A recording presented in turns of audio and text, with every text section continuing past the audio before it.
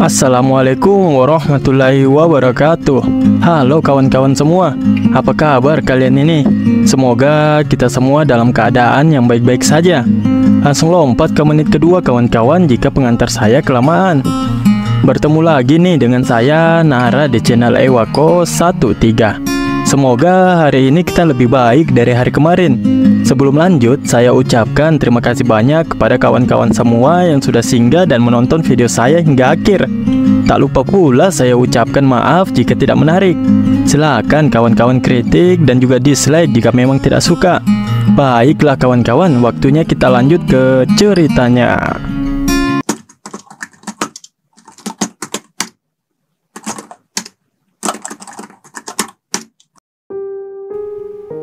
Part ini diawali dengan Yunho yang menceritakan kejadian sebenarnya kepada kita di saat dia mengembalikan buku Jang Sambong ke faksi Mudang. Berawal dari dia menyeberang ke dunia fana dengan teknik rahasia dan naik ke Gunung Mudang. Dia dengan jelas menyatakan tujuannya datang ke faksi ini. Orang pertama yang ditemui di faksi tersebut adalah seorang bocah yang sedang menyapu halaman.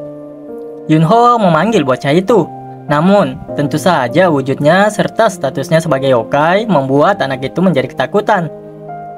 Ini adalah teknik rahasia Jang Samfeng, ucap Yunho sembari menyodorkan buku tersebut kepada si anak. Kesini dan ambillah nak, ucapnya. Sebenarnya Yunho biasa saja kawan-kawan. Namun, tidak di mata anak itu yang melihat Yunho begitu seram. Tentu saja, si anak sontak berteriak karena ketakutan. Itu yokai, yokai telah muncul. Padahal ya kawan-kawannya, si Yunho ini santai wae dia. Tapi ya begitulah kebanyakan seseorang. Jika sudah tidak menyukai orang lain atau satu dua hal, bagaimanapun baiknya hal tersebut akan sangat sulit untuk diterima karena kebencian yang sudah tertanam di dalam hatinya. Bahkan dapat menimbulkan hal yang jauh lebih buruk. Sama halnya dengan Yunho yang saat ini malah diserang dengan niat membunuh oleh seluruh faksi Mudang. Yunho tidak berniat untuk menyerang mereka. Yunho tidak berniat menyerang mereka dan hanya memeluk buku itu bermaksud untuk melindunginya. Yunho bertanya-tanya tentang apa yang dikatakan sebenarnya oleh bocah cilik tadi kepada mereka. Sehingga pada saat kembali, semua orang malah menyambutnya dengan pedang serta niat yang membunuh yang begitu besar. Yunho menjadikan ekornya sebagai tameng dan menutupi seluruh tubuhnya. Ya mirip-mirip lah ya dengan jutsunya Jiraiya. Ranji Shigami no Jutsu bisa digunakan sebagai pertahanan maupun menyerang. Bedanya Yunho menggunakan ekornya, sementara Jiraiya dia menggunakan rambutnya kawan-kawan. Ya sama-sama putih sih juga. Begitu banyak serangan bertubi-tubi yang dilancarkan kepadanya. Namun Yunho hanya diam saja di dalam perisai yang dia buat. Dia memutuskan untuk menunggu mereka hingga lelah, karena sepertinya tidak ada yang bisa dibicarakan dengan mereka menggunakan kata-kata untuk saat ini. Tentu saja hal tersebut membuat Yunho sedikit kesal. Meskipun aku mencoba mengumpulkan karma baik, sebagai makhluk tertinggi di dunia bawah untuk diperlakukan seperti ini, ucap Yunho yang sudah merasa jengkel karena terhina seperti ini. Terlepas dari prosesnya, aku hanya perlu menyampaikan teknik rahasianya, pikir Yunho.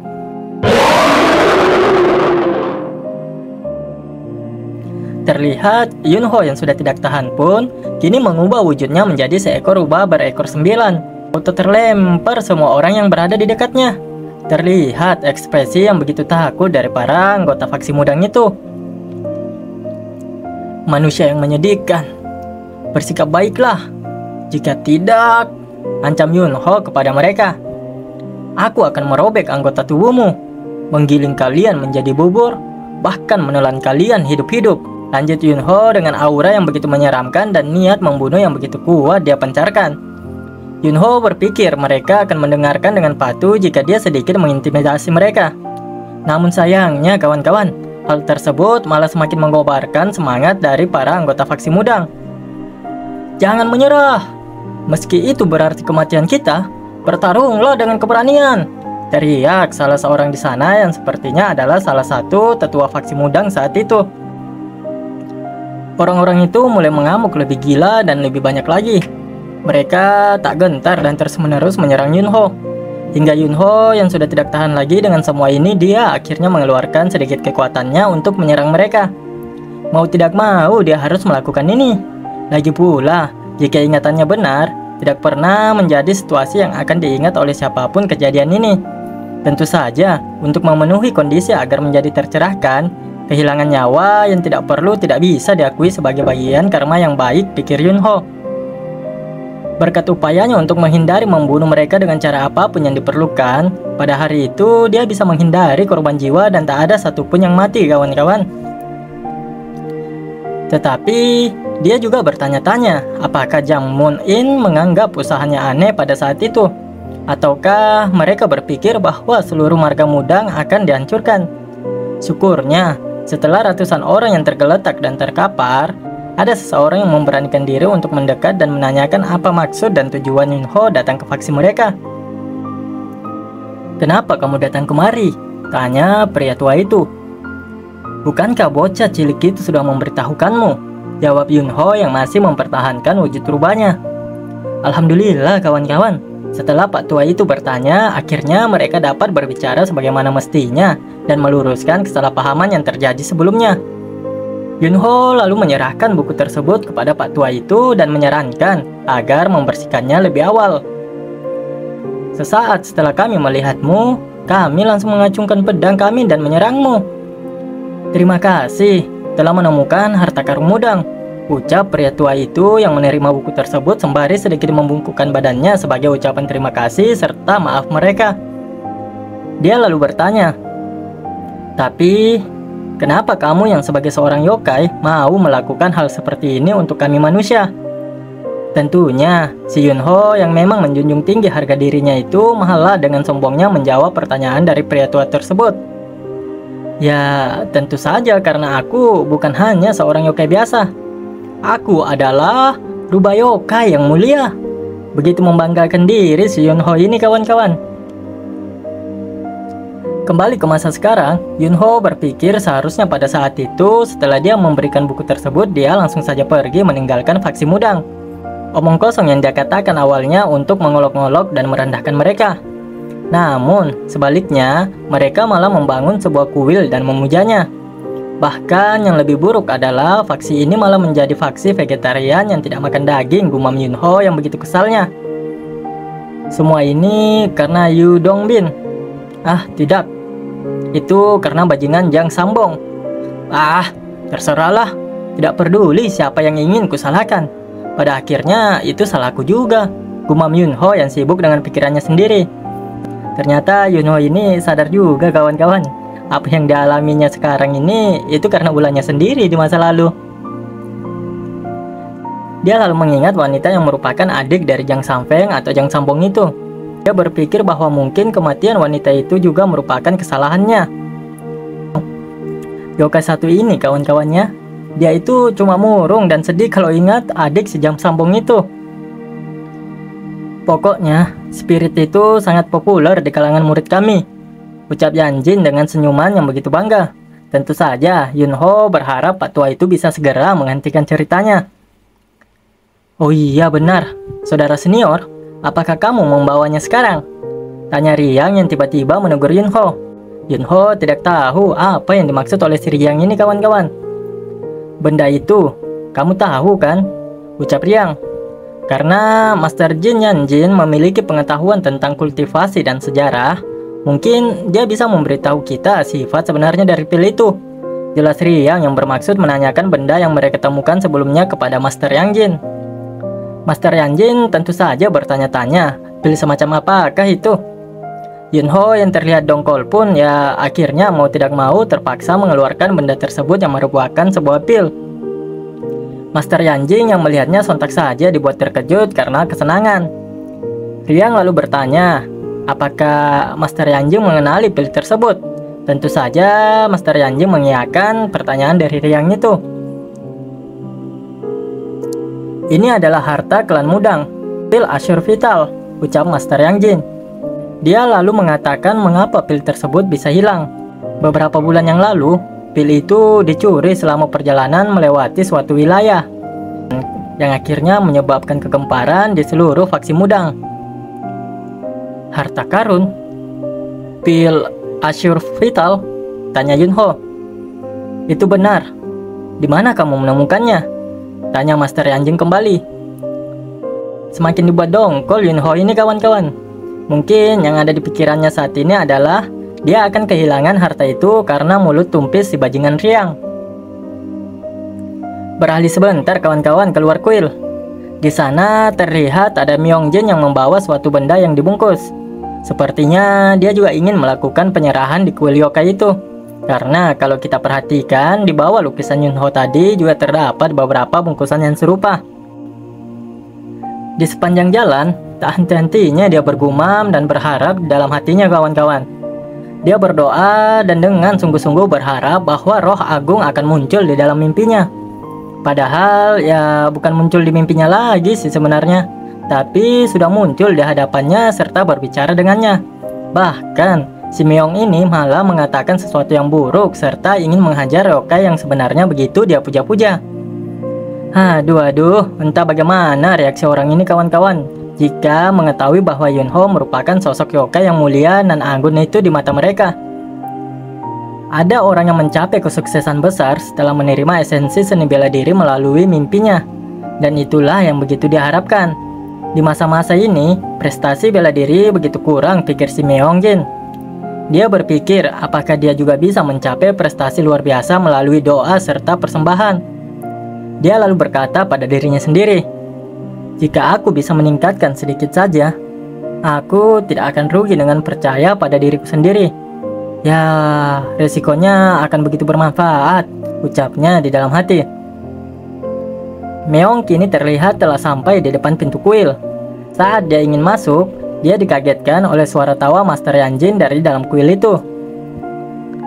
Hahaha, maksudmu mengatakan bahwa kamu menghancurkan klan Aso, serta mengambil pil Azure Vital sebagai kompensasinya? Bukan uang, apakah begitu? Tanya Master Yanjing. Yunho tentu saja mengiyakan dan membuat Master Yanjing begitu takjub terhadap Yunho. Riang lalu menanyakan apa yang akan dilakukan Yunho terhadap pil tersebut. Sejatinya pil Azure Vital adalah milik dari faksi Mudang. Jadi menurut Riang bukankah sudah seharusnya dikembalikan? Jengkel tentunya Yunho mendengar perkataan dari Riang itu kawan-kawan. Bukankah itu sesuatu yang benar untuk dilakukan? Lagi pula itu tidak dijual melainkan dicuri, ucap Riang di sana. Begitu geram si Yunho ini kepada Riang. Ingin sekali rasanya dia menghajar Riang untuk saat ini. Master Yanjin lalu menengahi kedua bocah itu. Sudah, tenang-tenanglah. Jika kamu tidak mau, kamu tidak perlu mengembalikannya. Sudah lama sejak aku melepaskan ketertarikan pada pil itu. Namun, tentu saja jika kamu mengembalikannya, tindakan murah hatimu ini akan dikenang sebagai kisah indah lainnya di antara keturunan faksi Mudang di masa depan.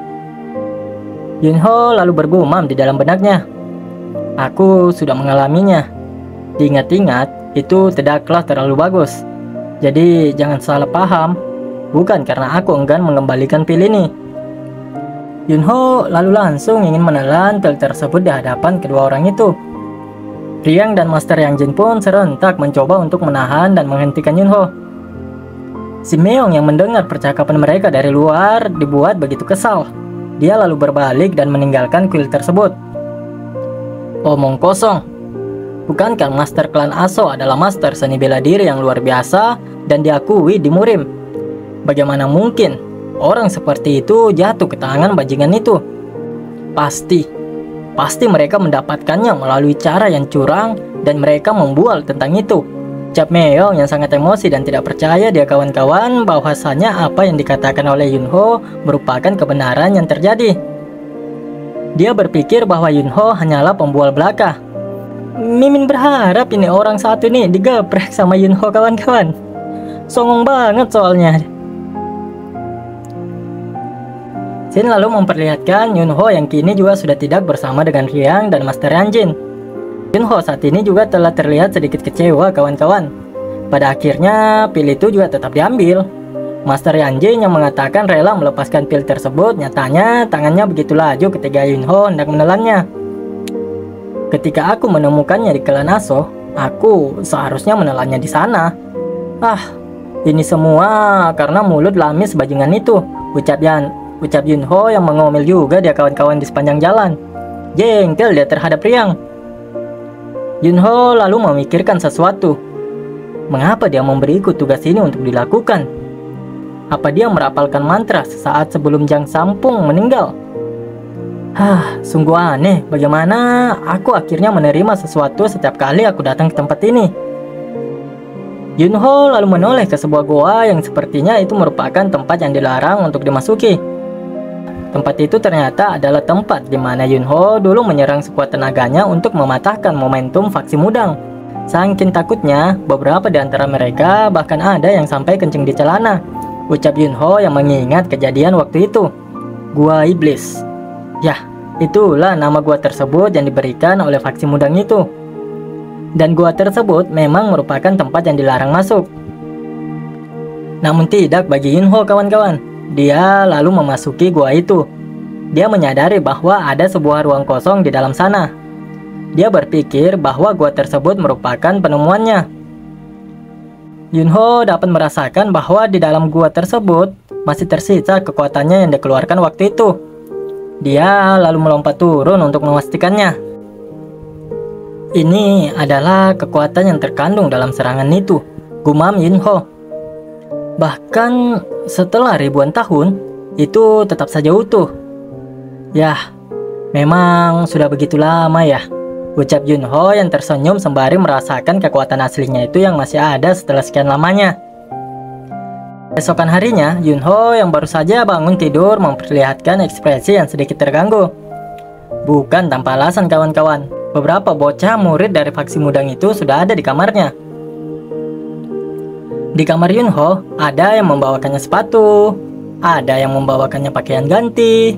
Terlihat begitu gembira dan bersemangat para bocah itu melayani Yunho. Apakah ada hal yang kamu butuhkan? Bolehkah aku menuangkan minuman untuk Anda? Apakah Anda tidur dengan nyaman? Haruskah saya memijat bahu Anda? Ucap ketiga bocah itu yang silih berganti menawarkan pelayanan terbaik yang bisa mereka lakukan. Mengapa anak-anak ini menggangguku sepagi ini? Tanya Yunho kepada Riang yang juga baru tiba di kamar Yunho. Ini bukan pagi. Matahari berada di puncaknya. Berita bahwa saudara senior menemukan pil Assure Vital telah menyebar di antara anggota faksi. Dengan demikian, saudara senior sekarang menjadi pahlawan faksi Mudang. Jawab Riang yang menjelaskan mengapa para bocah itu tiba-tiba melayaninya dengan begitu baik. Riang lalu berkata, kamu tahu kan, itu semua berkat usaha dariku. Karena kamu itu diambil, jawab Yunho dengan kesalnya. Riang malah berlagak sok pahlawan dia kawan-kawan. Ini Master Yanjin menyajikan sebuah daging kelinci untuk Yunho. Bahkan di baju Master Yanjin masih terdapat bercak darah di sana kawan-kawan. Aku merasa berlebihan memberimu makan hanya sayuran ketika kamu bahkan bukan dari bagian faksi kami. Yunho lalu tersadar akan bercak darah yang ada pada pakaian Master Yanjin. Noda serta sisa-sisa darah itu bahkan tidak dibersihkan dengan baik, pikir Yunho. Kamu tidak secara pribadi kan menangkap dan memasaknya? Tanya Yunho kepada Master Yanjin. Kelinci dari Gunung Mudang ini jelas mengumpulkan energi seperti kami. Itulah mengapa sulit menangkap mereka, jawab Master Yanjin. Di luar ruangan itu, ternyata ada beberapa murid faksi Mudang yang juga berjaga dengan santainya. Salah satu dari mereka lalu berkata, aku belum pernah mendengar Jin Yang Nim tertawa dengan hati-hati sebelumnya. Murid yang satunya lagi lalu berkata, karena bau daging bakar sudah tercium sejak pagi, kurasa seseorang menjadi gila dan melakukan sesuatu yang bodoh, ucapnya. Tapi, saudara, benarkah Tuan Muda Sionajang benar-benar menginvasi klan Aso dan menemukan pil Assure Vital? Tanyanya kepada Meo yang terlihat begitu kesal kawan-kawan. Orang ini sepertinya benar-benar sudah mengakar ketidaksukaannya terhadap Yunho. Jin lalu memperlihatkan kembali Yunho dan Yanjing. Yanjin mengatakan kepada Yunho bahwa dia tidak perlu ragu dan sungkan jika ingin mampir ketika dia melewati Gunung Mudang. Si Myeonjin yang belagu keras kepala yang tak menerima ketenaran serta keberhasilan orang lain seperti kebanyakan orang di suatu negara pun lalu menyuruh kedua orang tadi untuk tidak perlu menunggunya dan mengikuti Master Yanjing untuk berlatih. Kini yang tersisa di tempat itu hanyalah Yunho dan juga Myeonjin. Si Myeong pun menatap Yunho dengan tatapan yang begitu sinis. Sementara Yunho tentu tidak ingin kalah dan menatapnya kembali dengan tatapan yang cukup merendahkan. Yunho lalu berkata, "Kamu sepertinya ingin bertarung atau semacamnya ya? Apakah karena mencium aroma daging dan merasa tersisih?" "Kau bajingan pencuri," ucap si Myeong. Geram Mimin lihat karakter yang seperti ini. Namun meskipun Mimin geram, Mimin tak bisa apa-apa kawan-kawan. Soalnya video kali ini cukup sampai di sini. Mimin ucapkan banyak terima kasih kepada kawan-kawan semua yang telah mensupport Mimin. Thank you kawan. Mimin ucapkan ribuan terima kasih kepada kalian. Maaf jika masih kurang nikmat lah pembawaan ataupun video yang Mimin bawa. Ya intinya kedepannya pasti Mimin berusaha menjadi yang lebih baik lagi dan terus seperti itu kawan-kawan. Sekali lagi Mimin ucapkan terima kasih. Saya Nara. Wassalamualaikum warahmatullahi wabarakatuh.